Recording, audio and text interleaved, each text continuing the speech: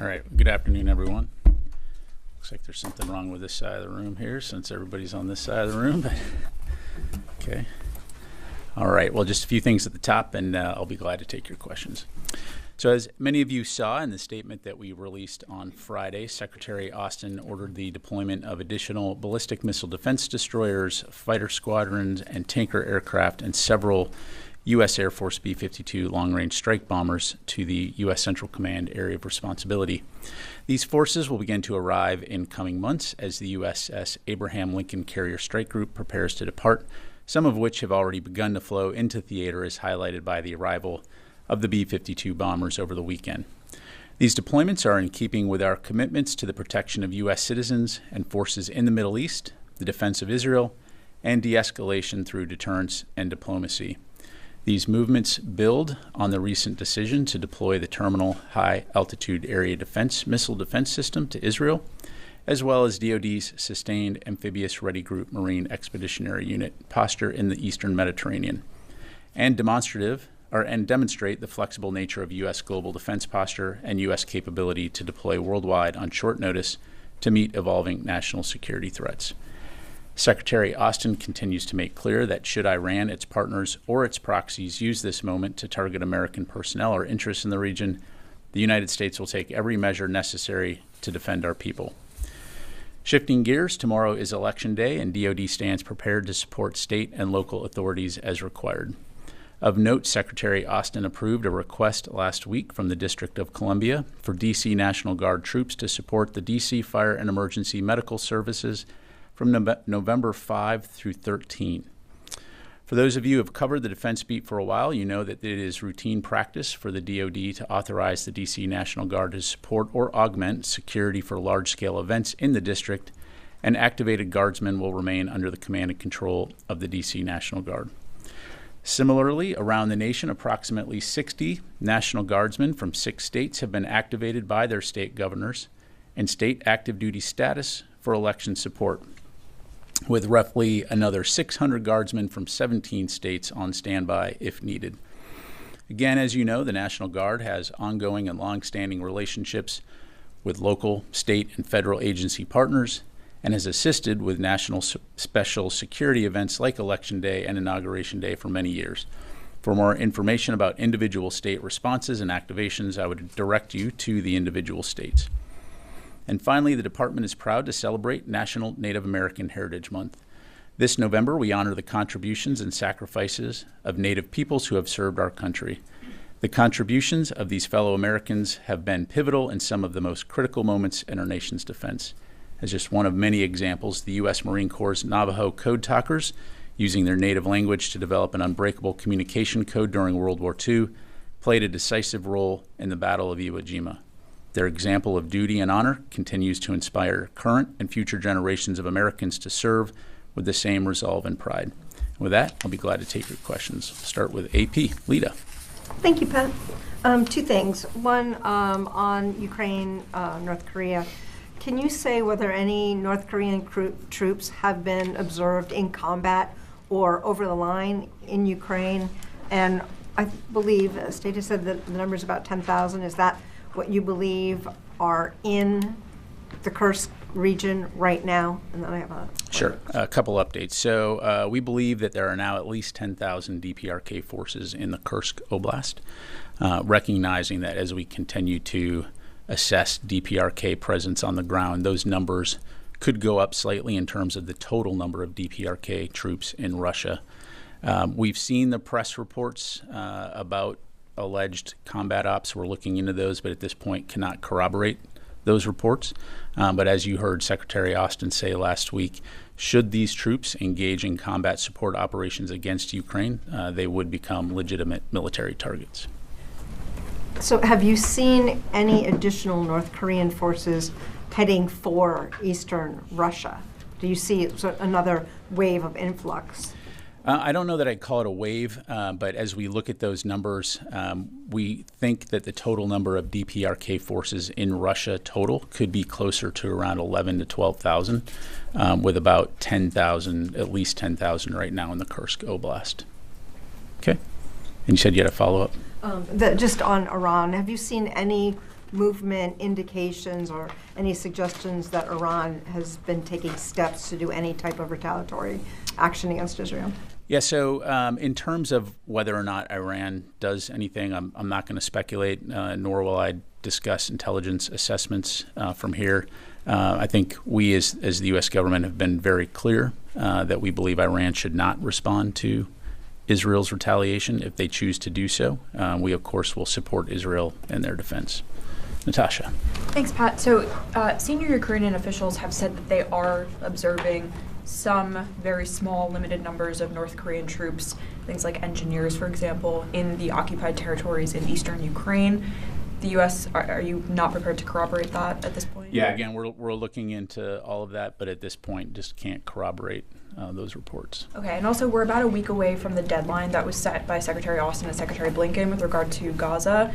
The State Department just said that they have not yet seen enough being done in northern Gaza in terms of humanitarian aid. Does the Secretary agree with that? Well, I think, as you highlight, at the State Department on Thursday, when Secretary Blinken and Secretary Austin addressed this, both of them highlighted that we believe more needs to be done in terms of getting humanitarian assistance into Gaza and to the Palestinian people. I'd point you to Secretary Blinken's remarks in terms of sort of the rundown of where things stand on that front. But even in his call last week on Thursday with Minister Gallant, Secretary Austin continues to reinforce how important it is to ensure that humanitarian assistance can flow and flow faster into Gaza. And so that will continue to be something that we will remain focused on. Constantine. Thanks, Pat. Just one follow-up on the National Guard deployments. You said Guardsmen have been deployed for put on active orders from 6 states. Can you say what those 6 states are? I don't have that list here in front of me. Let me just double check, Constantine, make sure. I don't have that list here in front of me, but we can certainly get that for you. And then sort of on the same vein, is the Department of Defense providing any cyber resources or capabilities for election monitoring or sort of anti-misinformation efforts? Well, as you know, U.S. Cyber Command does play a role in terms of supporting our elections. I'd refer you to them to go into details. And there are National Guard elements that do support U.S. Cyber Command, but they can provide you more details on that. Thank you. Noah? A couple of cleanup questions on North Korea. The 11 to 12,000 number that you said that leaves a bandwidth between those in Kursk and those still in eastern Russia, do you expect those remaining troops to head toward Kursk in the coming days? Yeah, I mean, again, we fully expect, just based on what we're seeing, that these forces will go to the Kursk region, that they will provide some kind of capability. All indications are that they will provide some type of combat or combat support capability. Again, remains to be seen exactly how they will be employed. I'd point you to the comments that were made on Thursday in terms of things like UAV ops, artillery, infantry. So again, should they be employed in combat, they will become legitimate military targets. And we would fully expect that the Ukrainians would do what they need to do to defend themselves and their personnel. And do all of those in Kursk that are North Korean troops have Russian uniforms and equipment at this point, as you understand? My understanding is that all of these forces are being issued Russian uniforms and Russian equipment. One more follow-up on the Middle East. The deployments that were announced on Friday, are these based on new assessments of the threat that Iran may pose within a retaliation toward Israel or possibly American troops, or is this simply about trying to reinforce the U.S. force posture there, given that the carrier will depart in the coming weeks?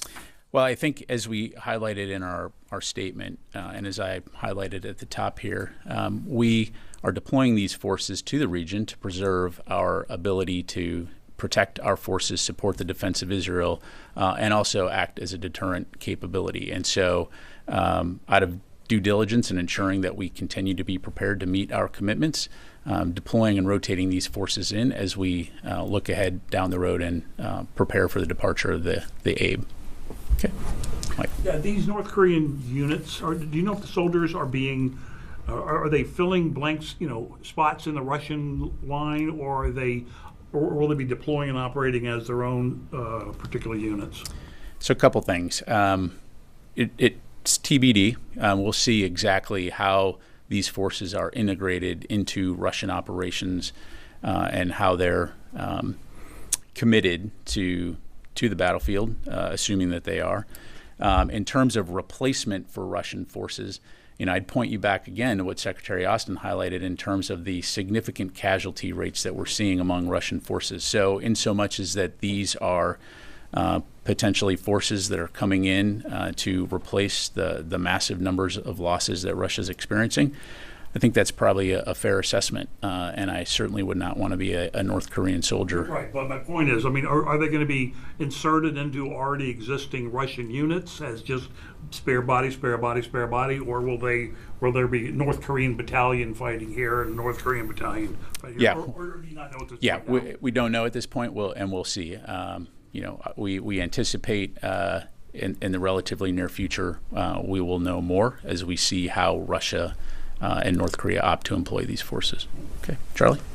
Thank you, General.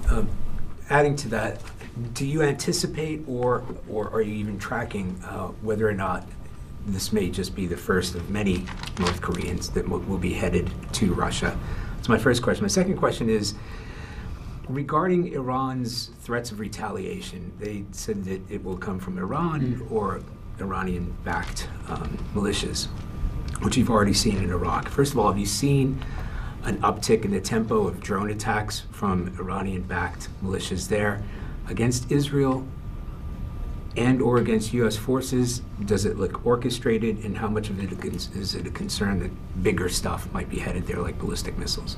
Yeah, on your first question, that is definitely something that we're keeping a close eye on. I don't have anything right now to pass along in terms of whether or not DPRK will or won't send additional forces, and I'm not going to speculate on whether they do, but definitely something we're keeping a close eye on. As far as the threats that have been communicated in the press and in social media about the potential for Iran to launch attacks from Iraqi territory, what I would say is that over the last year, we've seen Iran-backed militia groups sporadically launch missiles and one-way attack UAVs from Syria and Iraq towards Israel. The vast majority of those have been intercepted or fail in flight. And while we've recently observed an increase in one-way attack UAVs assessed to be against Israel, at this stage we would not characterize these as large numbers. And so we continue to remain vigilant, and we remain ready to defend U.S. forces in Israel from these threats. And are you tracking any movement of ballistic missiles in and out of that region?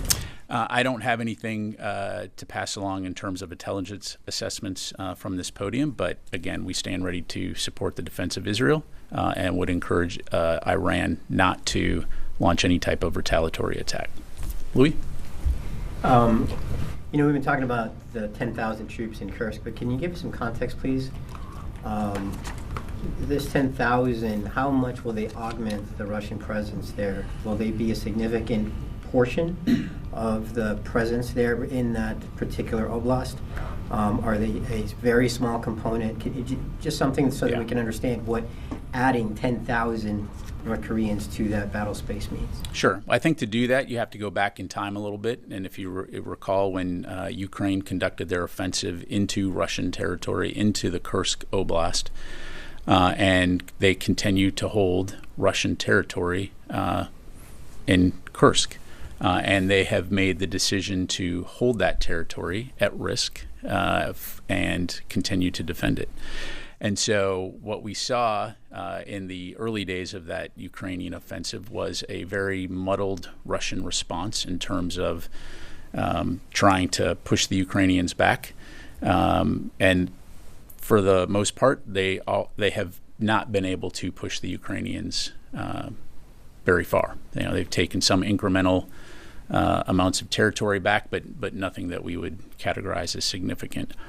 So placing these additional, 10 to 11 to 12,000 forces in Kursk is definitely something from a combat capability standpoint that could be significant, but a lot of that will depend on how those forces are employed, how they're integrated into the Russian command and control, and of course, if the Ukrainians, if the past is any indicator of the future, the Ukrainians are battle-hardened veterans who know how to fight. And so every indication that they will continue to defend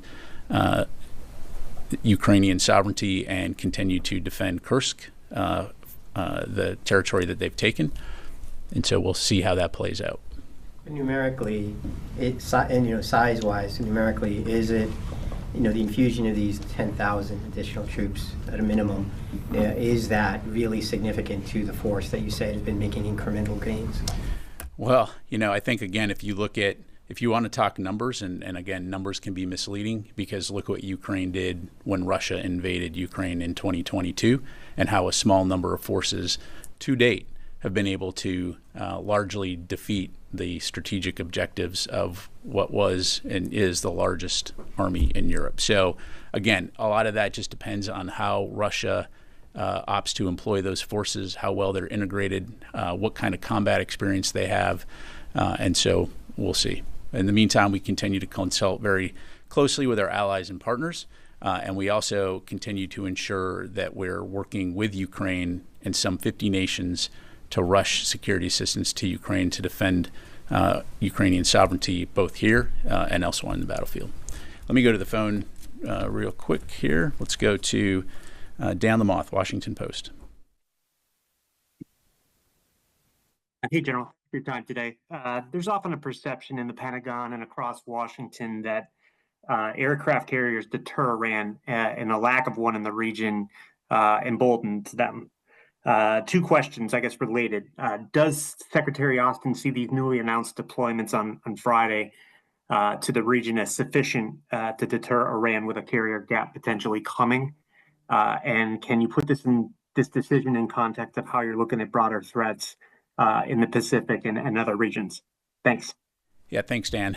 So when it comes to U.S. force deployments around the world, while there's understandable focus on particular types of equipment and vessels, to include aircraft carriers, at the end of the day, it really comes down to our people and the capabilities that we provide.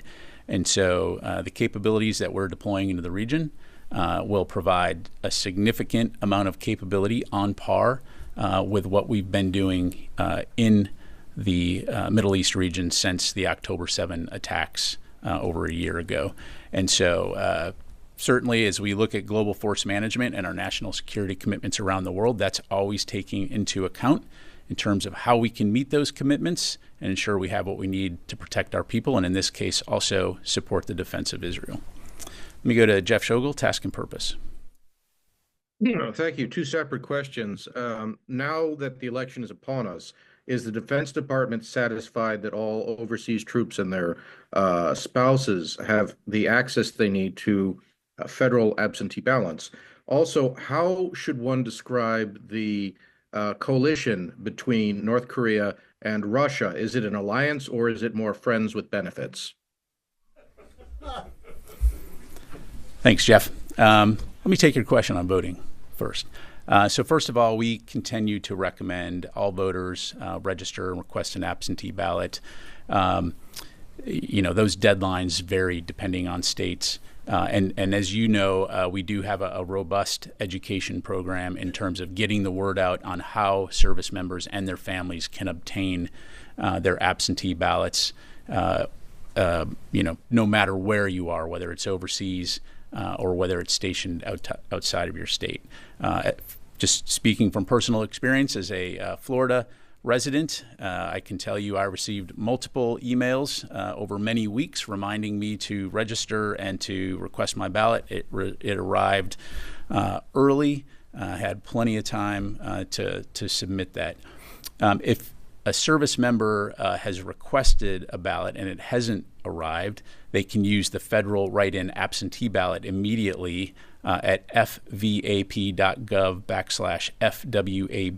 and this acts as a backup ballot. And again, that information is provided on multiple occasions through multiple mechanisms.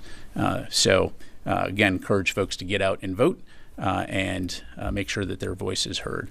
As far as the relationship between Russia and North Korea goes, We definitely continue to monitor this. The level of cooperation between the two remains concerning, but in many ways transactional. And so, again, this is something we'll keep a close eye on, and I'll just leave it there. Okay. Yes, sir. Thank you, General. Last week, as we said, that the Secretary Austin all times he urged for a ceasefire in Lebanon as quickly as possible. So, do you think we need more time? That Israel need more time to stop this war, to achieve their goals? How long do you believe that will take this war? Is it, as we said before, it was a limited operations, but now like almost a month starting this war. So, do they need more weeks? Months, or maybe we're going to see like what's happened in Gaza, like over a year for this war? Thank you.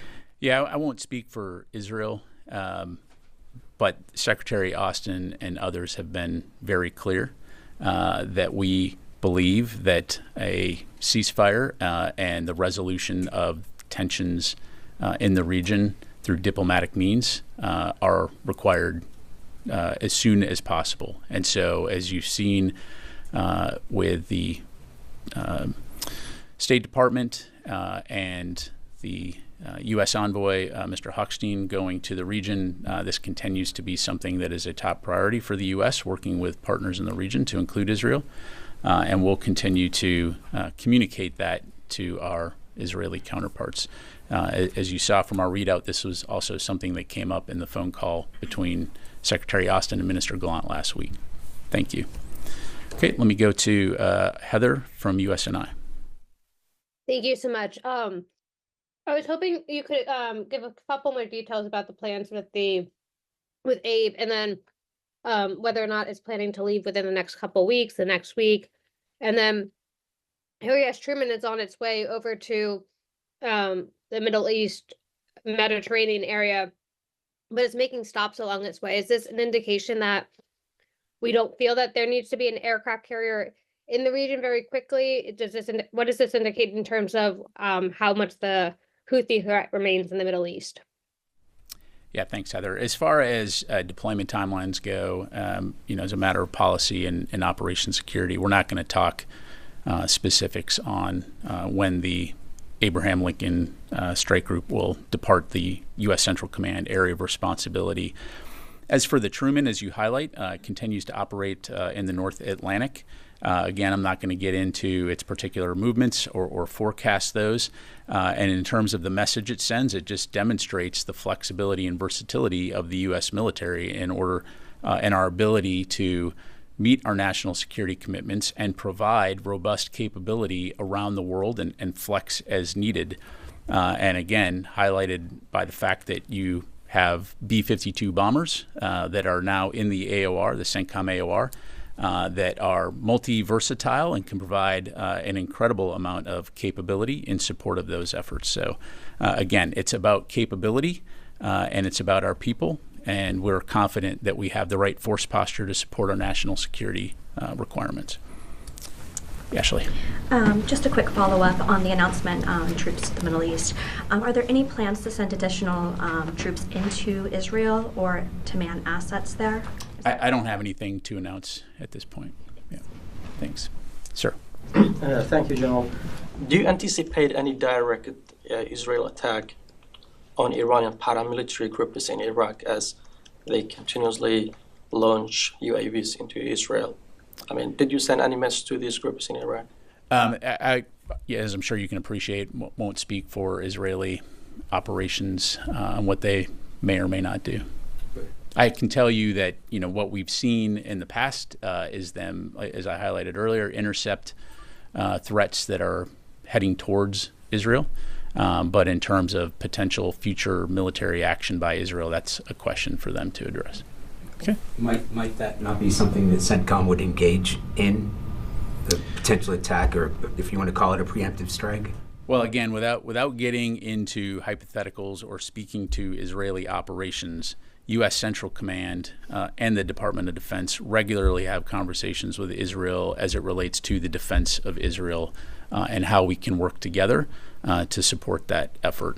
And as I highlighted earlier, If we do see threats emanating from other regions, we're prepared to support the defense of Israel and have, as you know, we've demonstrated in the past. Howard Altman, War Zone. Hey, thanks, Pat. A couple things. I wanted to drill down a little bit on the North Koreans in Kursk. Images appeared online that shows a North Korean troop killed in Kursk. And then my other question is there been any change in the U.S. warship presence in the Red Sea to protect shipping, commercial shipping? And if so, how has that changed? And any change in operation, I forget what the name is, the operation protecting ships in the Red Sea? Thanks, Howard. On your first question, again, I've seen those press and social media reports. Again, we're looking into them, but I cannot corroborate those reports at this time. As it relates to force posture in the Red Sea and elsewhere, I'm not going to get into specifics in terms of which ships are there and what their movement plans are, other than to say, yes, we do maintain robust capability to support Operation Prosperity Guardian and support our efforts to support freedom of navigation and the safety of mariners in the region. Okay, do one more. Yes, ma'am. Just a quick follow-up, Pat, on Louis' questions. What's the U.S. estimate on the number of Russian forces in the Kursk region? I don't have a number to provide to you.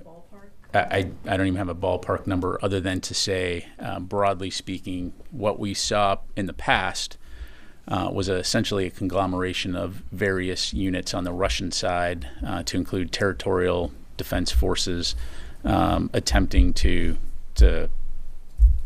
push the Ukrainians back. I think I'm trying to get a sense of kind of perspective, right? Is it now almost largely North Korean troops there?